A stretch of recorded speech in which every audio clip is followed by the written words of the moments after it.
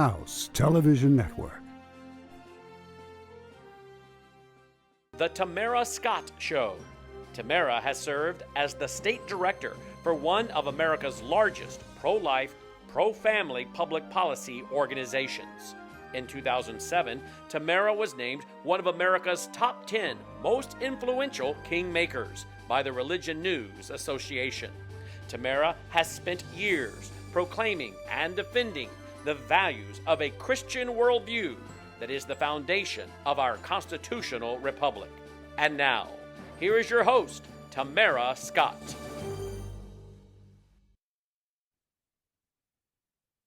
All right, everybody, welcome. I am Tamara Scott. This is the Tamara Scott Show, where we help you live God's word in today's world when the headlines hit home. So no matter what you're going through, no matter how low the valley, how high the mountaintop, God is there with you. God had your days numbered before you were formed in the womb. He has a plan for you, a plan for good, not for harm. And so while we bring you the headlines, and we do, to help you know how to live God's word when the headlines hit home, we do this because he expects you to live through it. He's directed you how to do it somewhere in his word. And so we want you to be aware of what's happening out there around you, but not to be afraid, not to be alarmed by saying, and I need to make a little, probably, what do you call those, GIF or meme on it. But as Christians, we should not be alarmed and fearful. We should be armed and faithful, armed in the word of God, armed in his assurances, and knowing we are in the palm of his hand. And so he has a plan for us. We tell you the headlines so you know how to pray, how to strategize, how to prepare and pre-prayer for your family, that you don't get thrown off course or distracted by those things you read. And so today I'm honored to have with us one of our friends for the pro-life movement, for the freedom that we love and enjoy in this nation. Martin Cannon, I'm going to hop right to our guest today. And many of you who've watched this show with me on various networks have seen Martin from time to time on this show. He's been one of several senior litigation counsel members with the Thomas More Society throughout the years. He has a 38-year career in state and federal courts nationwide and is focused on the courtroom defense of the unborn child, pro-life citizens, religious liberty, freedom of speech. He's also assisted legislators in drafting, passing, and defending pro-life legislation. He has defended some 40 cases for sidewalk counselors brought to the behest of Nebraska's late-term abortionist Leroy Carhart. And after securing victories in a large number of those, he and a fellow attorney obtained a federal court ruling that those prosecutions were unlawful, ordering the state of Nebraska to cease them. So he's done a lot of other great work. We'll get into some of that. But today we're going to have him speaking about a situation that's been going on for a couple of years. We're going to get to it and have him kind of explain it to us. So, and let me also say, he's tried cases with winning record in Nebraska, Iowa, Kansas, Colorado, Alabama, Tennessee, Washington, D.C., and New York. And he's resolved cases in favor of sidewalk counselors without trial in those and many other states. And let me just say, those are not all right-wing or red states. Some of those Mr. Cannon would have had to show great legal, constitutional argument, which is what it should always be based on, not partisan politics. But we all know it's a little bit more difficult in some states with some judges than others. Martin Cannon, thank you for joining me on the Tamara Scott Show today. It's a pleasure to be here. I should point out that in many of those states, we only had to do the work we did because they're liberal states.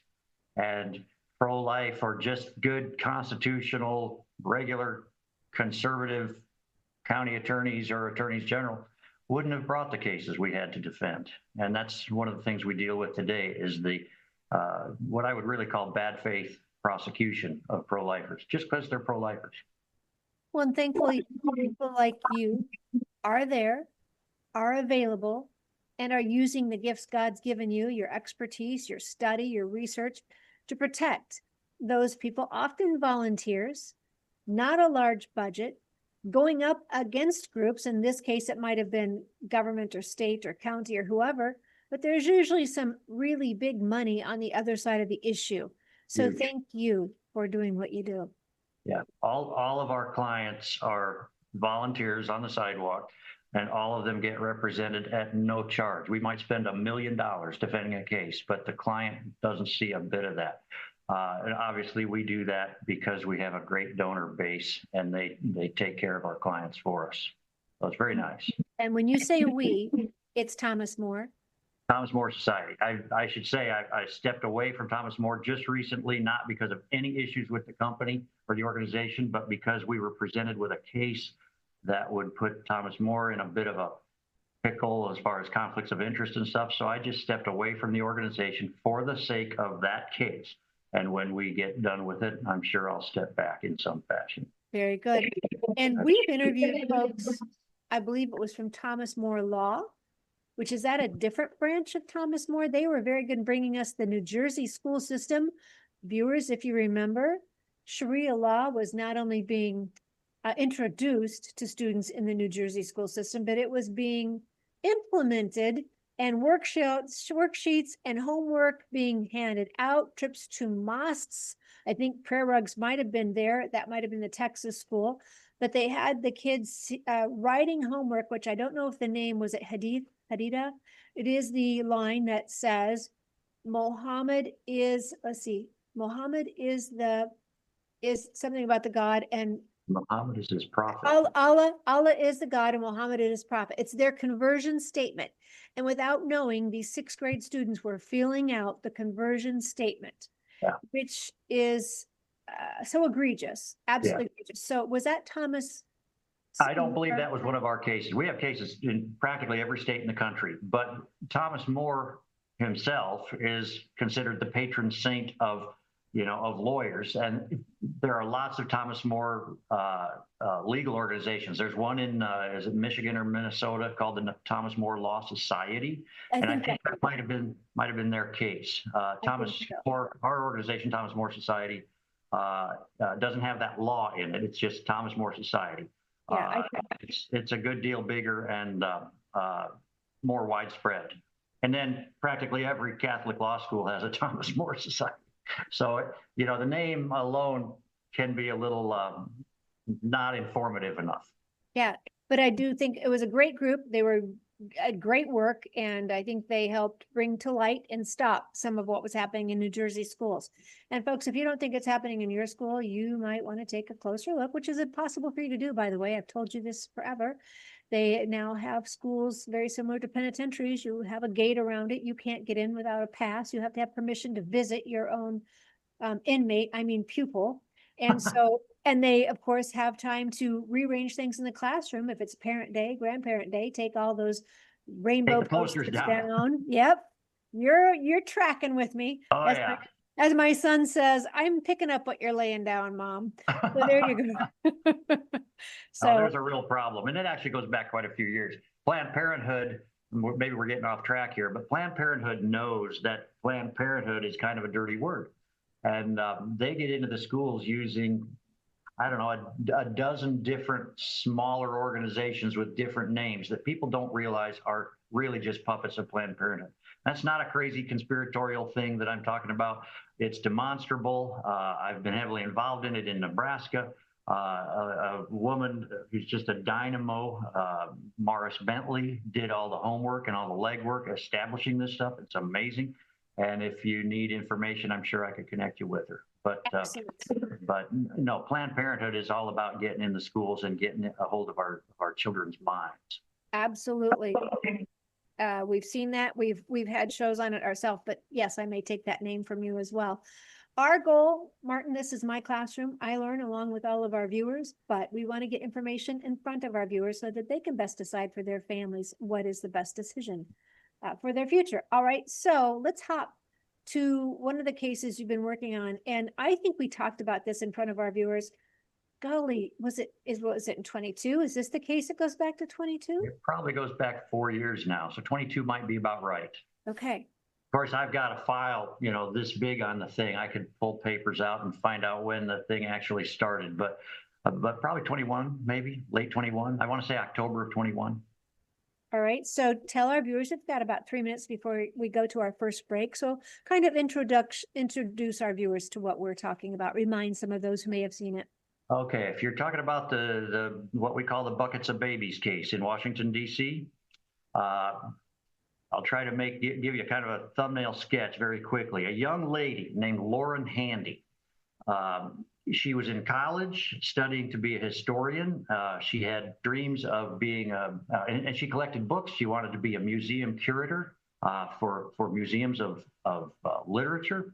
She had a big book collection. She was in the middle of her finals, and she saw a video that demonstrated pretty clearly that a Cesare Santangelo, an abortionist in Washington, D.C., was doing abortions in a certain way that I could describe later if you want, and that if babies were born alive during that process, which he seemed to acknowledge happened in this video, he would not help them. This is a kind of politically uninvolved person, not conservative, not particularly Christian, pretty liberal in every respect, but it completely flipped her brain around. She abandoned her finals week, sold her book collection, got on a bus and went to California to join a pro-life organization. Anyway, she came back at one point, gathered a bunch of people to stage a sit-in at that clinic in DC because of the idea that babies are being born alive there and left to die. So they did a Martin Luther King style peaceful sit-in. She got charged with some state stuff that was dismissed, forgot about it. A year later, she's in front of the same clinic. A medical waste truck comes up, and she asks the waste driver who's taking boxes out of that clinic, "Do you know what's in those boxes?" He says, "No, I don't." She says, "They're probably full of dead babies. Can we have one?" Meaning a box. He basically let her have them. And they took one, maybe two of these boxes back to her apartment, unpacked them. There's 115 dead babies in there. And 5 of those are so appallingly old, late term. They look like they have either been born alive and left to die, or killed by partial birth abortion. We immediately contacted law enforcement, said, "Come get these babies." But at the same time, unbeknownst to anybody, Lauren was being indicted for that sit-in a year prior. So anyway, long story short, the babies came along after the sit-in, but they tied to the defense of her case. She was charged by the Biden administration under the Federal Freedom of Access to Clinic Entrances Act with a felony. She's looking at 10 years in prison for this peaceful sit-in, just exactly like Martin Luther King did, cannot be distinguished. And the babies that we were making a lot of noise about having the local, we got them into the possession of the medical examiner, whose job it is to examine bodies for evidence of crimes. The DC mayor, who runs the medical examiner's office, absolutely refused to have them examined and threatened to destroy them. We stopped that. We never got a good examination, but we stopped the destruction. A lot of congressmen on Capitol Hill are pushing for that examination, and that's where it sits. But Lauren Handy and her 9 co-defendants were convicted after a lengthy jury trial in DC that I handled across the street from the Capitol building. They were convicted, and the judge gave them sentences from 3 to 5 years. Lauren got 5 years in federal prison for this peaceful sit-in. As soon as Trump was elected, we went pedal to the metal and worked very hard to get him to pardon Lauren and her co-defendants and 13 other people. So we got 22 pro-lifers unjustly convicted by the Biden administration, pardoned by Donald Trump. There's more to that, but I'm sure we're out of time until your break. so Well done. That's the upshot, and there's plenty to talk about in there. All right, we'll be right back. Martin Cannon is my guest. If what you've heard alarms you, stay tuned. Stay tuned, because we need to be aware and we need to learn what we can do to ensure this doesn't take place. If hearing it offends you, nauseates you, the fact that it's being done should nauseate you even more. We've got to curtail it. Stay tuned. Right back.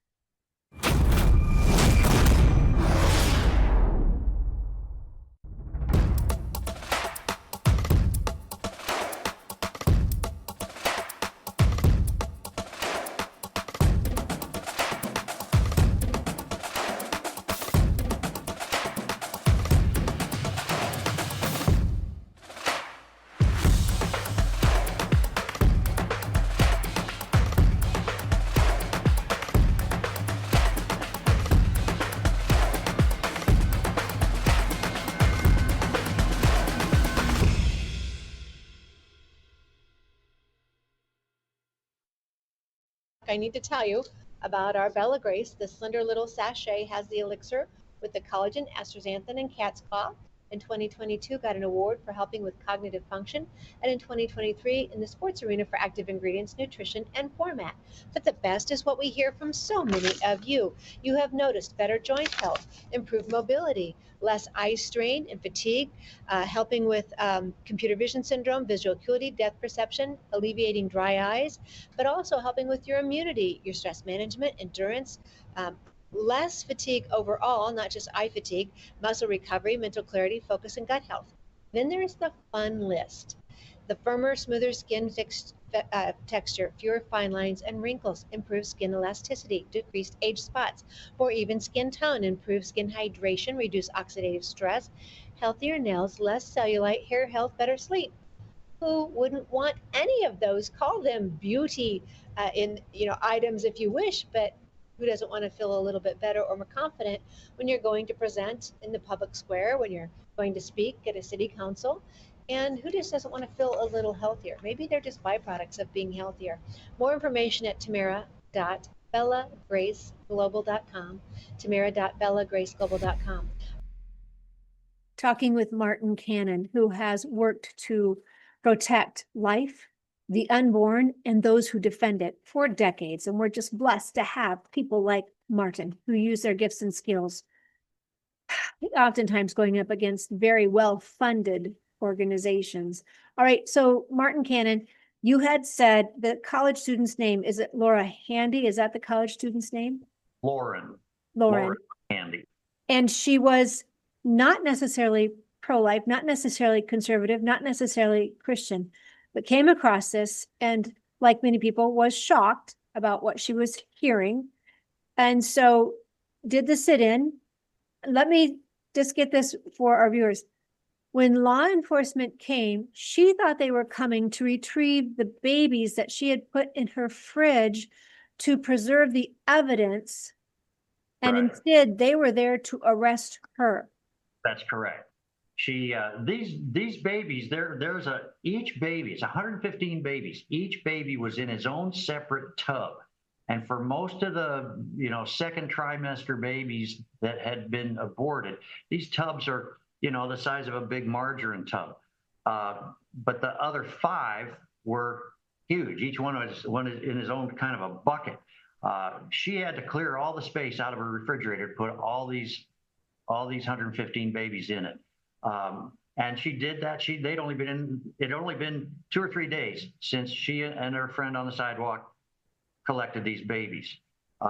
They put the word out through an attorney for local law enforcement to come get the babies and examine the thing. And when law enforcement showed up, it just made sense to her they were there to collect the babies. What she did not know is that she had recently been indicted by the Biden administration, and they were there to arrest her. They're hauling her away, this peaceful, lovely woman, for having a peaceful sit-in while there's 115 dead babies in her refrigerator that they have no concern about. Actually amazing. And while we pressed the DC mayor's office to investigate the babies, their response really was, the crime here is you stole the babies and you had a sit-in. It is so twisted. You cannot make the stuff up. And the timing was amazing. I feel like it had to be God's timing somehow. Well, and first off, I don't know this young lady, but she's young to be dealing with something like this. She's young. So her courage is off the charts. Absolutely. It's just amazing to me. I know a lot of people my age who might have stammered and stuttered as to what do we do. Yeah. Hats off to her. And sometimes that comes with younger kids, right? They're Yeah. just invulnerable and they just go. So hats off to her. The fact that law enforcement came to arrest her when she thought law enforcement was coming to retrieve the babies, as you say, the timing is bizarre. All right. So again, she showed great wisdom that she didn't open up to these law enforcement officers arresting her. Oh, are you here to get the baby corpse in the fridge? Because Right. they would have likely destroyed them. Very likely, and they've made a few efforts to do so. I've stopped 2 efforts of the medical examiner's office in DC to destroy those babies. Now they're still in the freezer. It's been 4 years or something, and the value of the evidence goes down over time. And of course, maybe the bigger picture here is not so much, it's not, I should say, not only what was done to these babies, but what was done to those babies is being done every day in that clinic. So to me, almost the bigger evidence, I could give you a good argument and plenty of evidence as to why Cesare Santangelo was killing babies and letting them, born alive and letting them die, going forward every day, part of his practice, beyond these 5 that call attention to it. It's an ongoing thing. Now, recently, he's closed his practice because age and impairment, I think, caught up with him. But so it's probably not going on, at least in that clinic, unless he's got some successor doctor. I don't know. But that's the big story really is not just these 5 babies, but they represent hundreds of babies that have been getting killed in this fashion. And it's very well established by the abortion industry. If you kill babies in this way, the live birth rate is 50%. Oh, They even put on seminars and stuff trying to teach abortionists how to avoid what they call the dreaded complication of a live birth abortion. It's just that well established. when you say live birth abortion, that's what we used to call late term abortion. Well, not necessarily, actually. It's typically late term. When I say live birth abortion, I mean an abortion where the baby comes out alive. Okay. He has not been successfully murdered.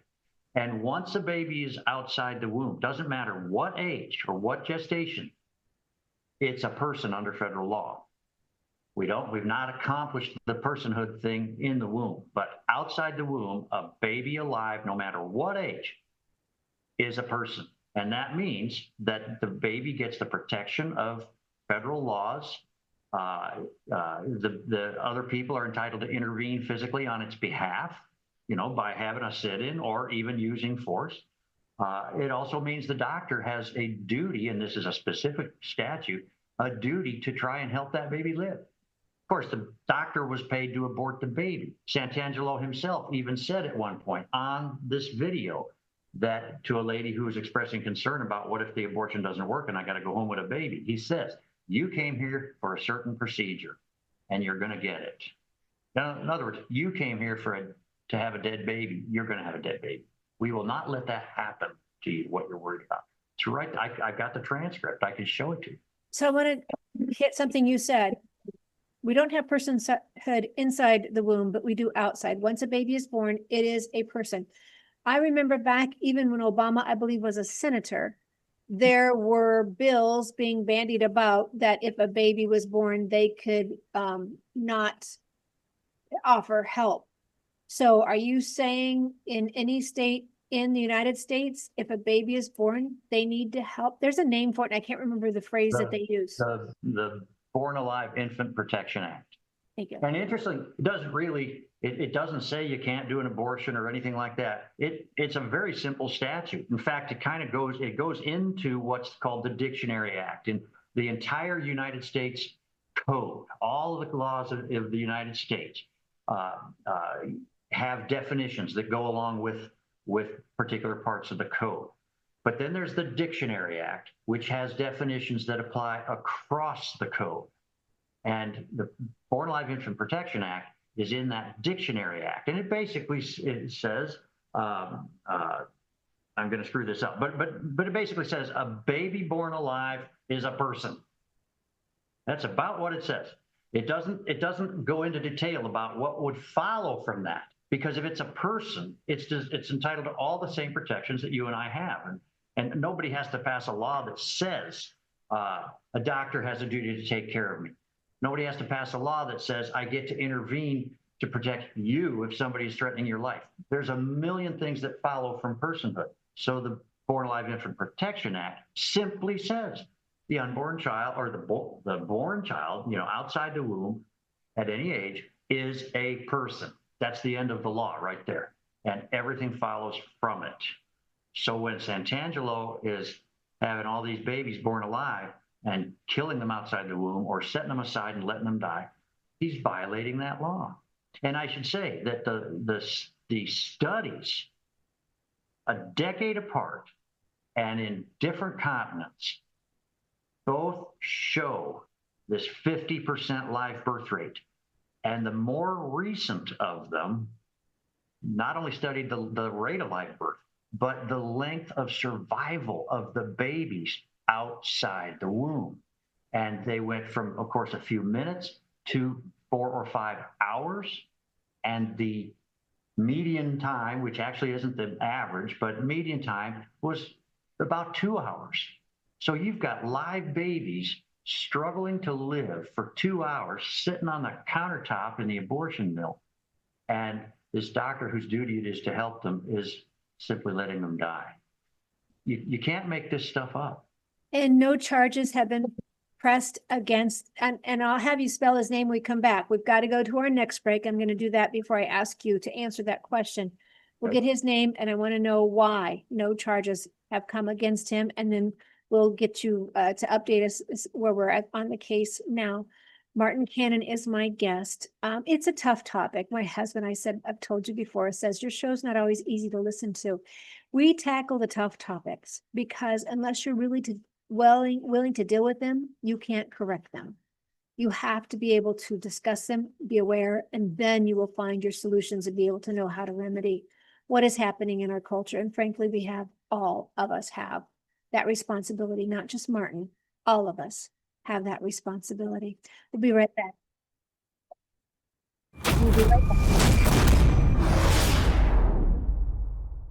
Do you like drinking toxins that could cause cancer, inflammation, and all kinds of other autoimmune diseases? Of course you don't. Well, much of our water in America is full of toxins. That's a proven fact. WorldviewWater.net. WorldviewWater.net is your solution so that you can drink good, clean water. In fact, I give it to all my 3 fur babies, all my 3 dogs. I have one under my kitchen sink, one of these filters, as well as on my shower. WorldviewWater.net. This is our new NutraSwish, Numi NutraSwish. You can find more information at Numi, neumi.com/TTSS. neumi.com/TTSS, one of the products we offer because you all have different preferences and respond differently to different items. So this is our lavender. It's for ladies anywhere along your journey. No hormones in it, but if you're taking a hormonal supplement, you might want to check with your doctor. The blue is for anyone over the age of 18. It has glutathione, which is a antioxidant, helps with over 400 cellular functions, and it helps detox heavy metals, forever chemicals, graphene oxide, one of those terms we learned after 2020, and it helps detox glyphosate. The good glutathione helps detox glyphosate. Glyphosate is found in ag chemicals or lawn chemicals, and some are very concerned about possible links to cancers, HPVs, and diabetes. But the blue bottle, the glutathione, helps detox heavy metals, forever chemicals, graphene oxide, and glyphosate. Then there's the mango-colored bottle you see on your screen. Numi Neuro helps with your mind, your memory, and your focus. Now, again, after 2020, we heard something about brain fog, a term we'd not heard before.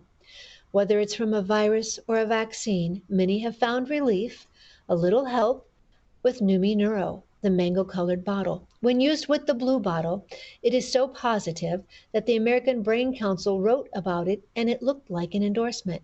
Though we're told they don't write endorsements, it was simply a positive review of what they saw. You can find more information at neumi.com/TTSS, neumi.com/TTSS for the Tamara Scott Show. Why? Because we want you feeling your best. And when you use that TTSS link, you help us be our best. And I'm talking with Martin Cannon, a friend to the unborn, a friend to the defenders of life, and to our liberty and Constitution as well. He is also going to be speaking in Iowa, July 9th. The Iowa Faith and Freedom Coalition will have what they call soapbox speaker series, and he'll be speaking. If you want information on that, you can go to the Iowa Faith and Freedom Coalition, and you'll find information on that as well. And it does have a cost to it. It is an organization trying to raise some funds, but he'll be speaking there as well. All right, so Martin Cannon, we've been talking about this case with Lauren Handy, and what an amazing, courageous walk for a young college student. Mhm. The abortionist, you named him, but I don't have the spelling for him. His name is Cesare Santangelo. Cesare is like Caesar, but it has an E on the end. And then Santangelo is just how it sounds. I probably could share a video with you of him, but I don't actually think he's practicing right now. So and let me just jump in here something. You said Lauren is a wonderful, courageous woman. I adore this woman. She got convicted and she went to prison. Surprisingly, not the conviction, but the minute the jury came back, the judge sent them all to prison. That's not supposed to happen. But anyway, the thing she wrote from prison within the first few days of being there should be framed and put on everybody's wall. If I'd have thought about it, I'd have made it available for this talk. But also then several months later, she saw to the baptism of 30 or 40 inmates. She's just she has become very Christian. She's still very liberal. But she will minister wherever she finds herself. And it's just an amazing thing. all right, and to our viewers out there, I know many of you, and we all struggle with this, how someone can have liberal views politically if they are understanding of God's love for us spiritually, but it is a work over time, and the Holy Spirit convicts. That's not our job. Ours is to plant seed politely, lovingly, and nurture it, and then let God harvest it in his time. So that's the hard thing for some of us. But what a work she has done. And as I say, more courageous than many of us who are seasoned in the faith and a little with our age. I think she's braver than many of us. All right. So Cesare Santangelo. Let me give it to you. Santangelo. It's Santangelo. Santangelo. Okay. All right. So he's not practicing anymore, but he didn't get convicted of anything, though you're telling me it's by law that they should have to try and save a baby once born. It is a person. Right. When we started making noise on the thing, the Iowa or the DC mayor's office and the local police chief or somebody in authority with the police department said there's nothing to see here.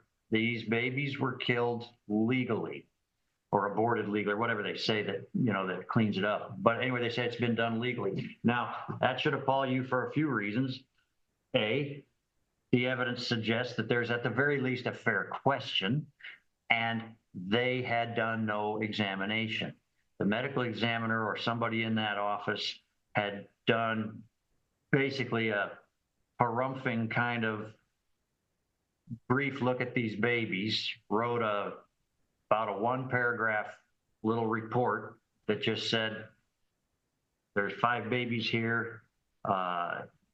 He gave the weight, the gestation, and that's about it of each child, and indicated no real examination at all. And of course, I was on the phone with forensic pathologists and stuff, and figuring out what we would need to do to examine these babies. And we never actually could pull it together. I had some good conversations with pathologists, but they don't really want to get involved. I had one really sharp guy, and he was going to testify for us in that case. And then ultimately he just begged off. And I kind of got the sense his wife was saying, "Don't you dare." I don't know that, but something got to it. But before that got to him, let me tell you what got to him. When I had spoken to him the first time on the phone, I was referring to these as babies, and he had a bit of a chilly reception to that. I said, but he did agree ultimately that he would review this video that we have of these babies being taken out of the buckets. And about 2 weeks later, he called me back and he said, took me 20 minutes to watch that. This is a guy that takes apart dead bodies for a living. He called me back and he said, it took me 20 minutes to watch that video and 2 weeks to recover from it. Now I understand why you were calling them babies. He gave me tons of information, but ultimately he didn't testify for me either. And that might have been a godsend, actually, for reasons that we don't have time to go into. But the trial went fairly well, except for a few big errors that the judge made that just scuttled our defense. And we had a very good appeal put together on that was going to get to the U.S. Supreme Court. And then Donald Trump pardoned our people. So we didn't get to do that. And so we're thankful he pardoned because people were in prison. But do you kind of wish you would have been able to get to the Supreme Court? Absolutely. And that was something we struggled with. In fact, one of the 9 co-defendants of Lauren, there were 10 people in that trial. One of them, lovely fella, he got one of the shorter sentences, and he didn't want to give up that appeal. So he didn't want the pardon. And when they came to tell him, get your toothbrush and get out of here, you've been pardoned, he didn't want to go. So I like to chuckle a little bit that my client might be the only guy in history that had to get drug out of a federal prison. But that's what happened. The whole thing just got stopped in its tracks. So some of these issues that we wanted to raise, we didn't get to raise on higher courts. I will tell you, one of the reasons we didn't fight that harder is because the issue that was going to reverse that conviction on appeal was not a pro-life, pro-abortion kind of issue. It wasn't going to move the ball on the abortion issue. It was a trial ruling problem. So if we get past it with the pardon, that's as good as it gets. Okay, that's helpful as well. All right, what else do you want our viewers to know? We have about 5 minutes left in this segment, and then you're going to come back after and talk to us about another case out of Louisiana, which is also good for our viewers to be aware. But what more on this case? On this case, the big thing probably is this. Those babies, the 5, I should say, of the 115, the 5 big ones that look like they were illegally killed are the subject of all the difficulty. The other 110 were retained before law enforcement actually got a hold of the 5.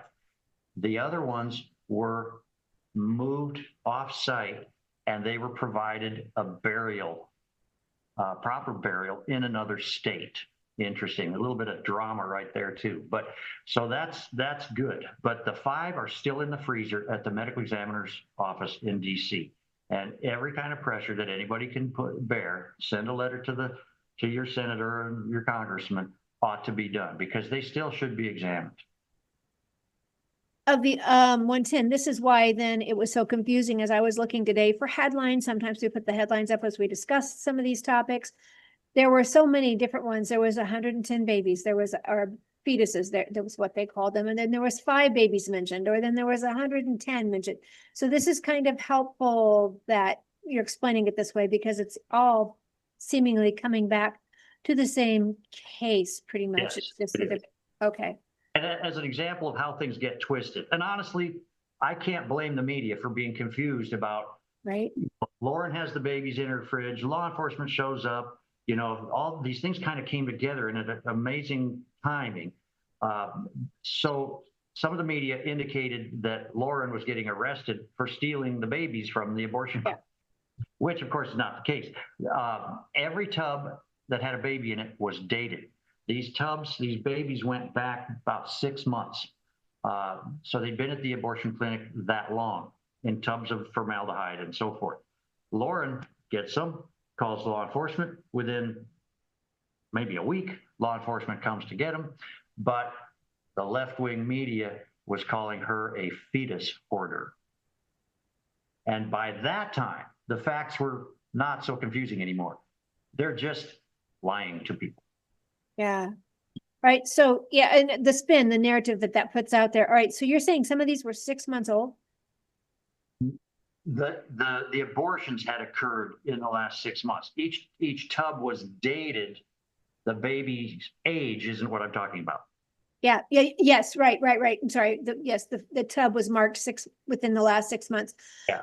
My thought when you said that was to every female who may have been one of the clients at that clinic and aborted a child, to hear the horrific idea that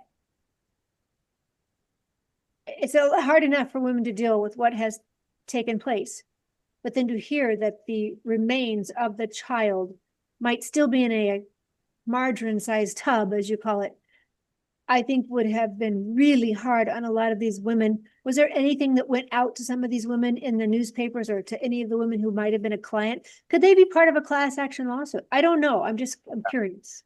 Well, the 110, by all appearances, were aborted legally. Okay. And so Santangelo is just putting the babies aside, keeping them as long as it takes to get the medical waste truck to come along and pick them up. So that takes several months, 4 months, 6 months, whatever it was. Interestingly enough, the outfit that was picking up the babies is an outfit called Curtis Bay, C-U-R-T-I-S, new word Bay, B-A-Y. And I'm not sure what exactly it calls itself, but it collects waste and then burns it to produce energy. So, it's just so creepy, so macabre. These babies would have been incinerated to produce the energy that we use to run our vacuum cleaners and have our air conditioning. And by the way, they broke about every rule in the book about disposing of human remains in order to collect these fetuses. And we couldn't get any attention to that either. So Curtis Bay collects the aborted baby remains and turns it into energy, burns it for energy, burns baby remains for energy. Now, they didn't it's not just, they collect all kinds of stuff. Right. It's not focused just on the babies, but the babies get, tossed in the mix there. This is It astonishing. brought me back to that movie from many years ago, probably back in the 60s or 70s, called, Soylent Green. And the movie, at the end of the movie, you figure out these green blocks of stuff that everybody's been eating are humans, because somebody decided to solve the population problem by taking half the humans and making them into food. But, There's a more lot of guys along, my age remember that movie. and there's more along that lines, right? What we're using in makeup products. There is more along that line. All right. So, and even we're now hearing about human, what do you call it, that you put on your soil? Fertilizer. That you make in your backyard, the manure and the compost. Compost. They're now talking about human compost. Yes. Think that through. That through. All right. We've got to go to break. We'll be right back. Let me see my time. Yeah, we need to go. We'll be right back. We'll talk about the Louisiana case. You can touch up if there's anything you want to tie loose end on this. And we'll talk about Louisiana. Martin Cannon is my guest. Friends, it's heavy. It's hard to hear. But if we won't listen and take action to stop it, it's happening. Somewhere it's happening. That's why we have to tackle it. And it's why we tackle the tough topics on this show. Stay tuned.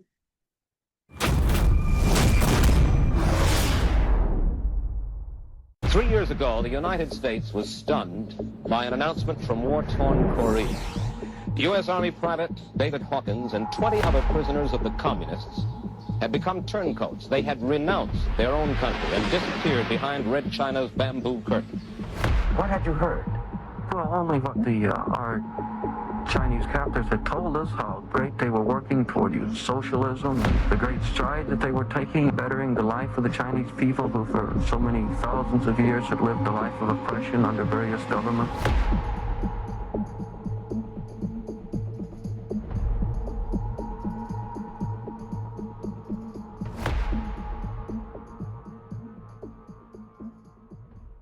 You're watching Worldview 2, built on the 35 years of Worldview books, documentaries, research, high-profile interviews, and the radio and television broadcasts of Brannon House. Of products, not because I expect you to order each one, but if you find one that you like and you use our link that we give you, it helps our show as well. This is frequence.com. What I'm holding is the Frequence source. It's trace minerals, because in a lot of the food we eat, I hate it when I'm trying to eat healthy, when I'd much rather have a Snickers candy bar or a big fat cheeseburger, and I'm trying to eat healthy and find out the minerals I thought I was getting weren't there anyway. The soil's depleted, or they're just not in, if it's something you're buying from the market. This is a great way to put it in your beverage, and you can get that trace minerals that is so important to so many of us. And Thomas kindly has on the screen some of the benefits you have there, as well as other products that are available at frequence.com/Tamara Scott, frequence.com/Tamara Scott. Why so many products? Because you have different preferences. You all respond differently. You have different ailments and different ways you respond to different forms of helps. So that's why we offer you a variety, finding one that works for you. We want you to be your best. And when you use those links, you help us be our best. Martin Cannon is my guest today. We are talking about a horrific situation out of DC, 2021, 2022. It was exposed. They tried to take down the good people. They tried to put in prison the good people who found these babies, these in the womb baby corpses that were aborted. And then the babies, the younger babies that were aborted as well. The doctor who did it faced no charges, no prison time. And those of us who are left to deal with it, it's just hard to hear. But we can't help unless we know what is out there that needs to be corrected. Martin, anything in closing on that situation in DC? And thank you for all the work on this. Yeah, I think it's important for your viewers to hear the other side of the coin. What we've just spent this show talking about is dreadful and dark and grisly and satanic. And it can make you feel hopeless as an example of the way our country just seems to be coming apart at the seams, and there's no middle ground between good and evil. But I actually feel, and on July 9th at the Iowa Faith and Freedom Coalition dinner, I will talk about the reason we have hope. And it'll be a message that you've never heard anywhere before. It's we all have hope in Jesus, and we have our faith, and that'll be touched upon. But there's also another picture that goes to the resiliency of America and why we can have confidence. So I'd love to have your people come, and they don't need to think they would come to that and just, have their heads explode with all this nasty stuff we've been talking about, because in the end, we have reason to be optimistic, and I'd like them to hear that. We just need to be a little more shrewd. What do they call it? Innocent as a dove, and I think it's shrewd as a serpent. So it's about time we start doing some of that as Christians. All right. So let's get to this Louisiana case. What are we also hearing on this Louisiana? And we'll invite you back. So after you speak on July 9th, we'll let you give that debut there. And then we'll ask you back to maybe give the hope here to our viewers as well. So viewers, okay. Sorry to give you that pause in between. We will invite Martin Cannon to come back and give it to you after he's spoken rightfully. And many of you are outside Iowa. I get that. I don't think that this will be recorded. But like I said, we'll have Martin come back. All right. So Martin, in the meantime, give us this case in Louisiana. All right. In Louisiana, abortion is illegal. I'm not aware of any exceptions to it. But in Louisiana, a person can get online and order some abortion pills, and in they come by mail, show up on the front porch. Louisiana challenged the FDA rule that made that possible. The FDA, some years ago, prior to COVID actually, had said we aren't going to allow the abortion pill to be dispensed except in person with the doctor. There were some other restrictions on it. They were getting pressure from the abortion industry, and then COVID came along, and suddenly all the rules went poof, and you could mail abortion pills anywhere. When COVID had passed, the FDA took that emergency rule change that allowed the mailing of abortion pills anywhere and formalized it into a new rule. But when they passed the new rule, they skipped some important parts of the process that have to do with studying the matter and making sure things are safe. They just skipped over. Louisiana challenged the new rule allowing the mailing of abortion pills, basically said they didn't even follow their own rules. And anyway, abortion's illegal in Louisiana. We have a right to stop these pills at the border. It's kind of a states' rights thing, it's kind of a border thing. The trial court disagreed with them, but they appealed to the Fifth Circuit Court of Appeals, and the Fifth Circuit Court of Appeals wrote an excellent ruling siding with the state of Louisiana. It's just beautiful, just bulletproof. So at that point, Louisiana's ahead. They're going to stop all the abortion pills at their border, which any pro-life state needs to have the right to do. And without it, we've got a tough battle against this pill. It's just everywhere. It's where abortion is going. But they won it. The FDA, or the pharmaceutical companies, I should say, appealed to the U.S. Supreme Court to put a stay on the Fifth Circuit ruling, which the U.S. Supreme Court did. Justice Clarence Thomas and Justice Samuel Alito dissented from the unwritten ruling that put that stay in place. Good dissents. But I don't want to be distracted by that. The stay probably should not have been imposed, but it's pretty common. It's a way for the court to say, okay, we're not going to be upsetting apple carts here until this case is properly packaged up and brought before us. So they allowed the status quo to remain. I do believe, though, despite that when the case gets to the Supreme Court is more likely to rule in favor of the state of Louisiana. And if they do, that's going to be the biggest pro-life ruling since Dobbs against the biggest challenge to the pro-life culture, which is the dang pill. Okay, that pill is a hard thing to fight. It's hard to detect. It's hard to stop. It's hard to argue. Pro-life community has spent 50 years trying reasonably to humanize the fetus by saying heartbeat is where things matter. Fetal pain is where it matters. Late term is where it matters. Partial birth abortion is where it matters. Because Roe was in place, and it overarched and it oppressed every argument about abortion, we were stuck trying to humanize the child by creating thresholds that in the end do not bear scrutiny. The only threshold that bears scrutiny is conception. So now we've thrown off all the oppression and we got to talk about conception. And the only way you win against the pill is to get the culture to recognize conception. But we've spent 50 years, and I'm not criticizing the pro-lifers for this, but we've spent 50 years selling other thresholds. And now we kind of have to eat our words in a way and say conception is where it's at. But having said all that, I do think the Supreme Court's going to allow states to keep out the pill. Well, then you got it all in there, and we can come back and debate conception and how when's conception start. That's all the arguments we hear on the college campuses. We can debate that another time.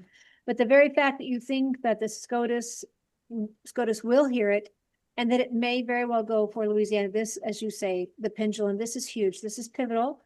Every bit as big as Dobbs v. Jackson. All right, Martin Cannon, my guest today. But we're not going to say you've been with Thomas More, but you're not right now for a variety of reasons. All good, so that you can aptly represent whatever case you're working on without any Right. conflict of interest. So we appreciate that as well. Thank you, my friend. Thank you for all you do to protect life and to protect those who defend life, as well as our constitutional freedoms. To everybody out there, Dennis Behrend should be our guest tomorrow. We have a full slate this week. I'm honored every week at the guest God gives us. Thank you for following along. We had some headlines we were going to talk about, but I wanted to get right to these. Greenspan has passed away. We respectfully give our condolences there. The UK, we have the Prime Minister stepping down officially. Keir Starmer is announcing he'll step down. So we'll put those on our Facebook page for you. Thomas, thank you so much. You're so good to get those up there for me so quickly. And I'm curious if that has anything to do with some of the court case that happened there where the judge didn't give any prison time to two were convicted of gang raping a couple of different victims and no prison time. There's just so much to unpack there. We'll put it on our website, on the Facebook page for the Tamara Scott Show, and then you all can weigh it out, pray it out for yourself. As we tell you, live boldly, love better, laugh bigger, be encouraged, and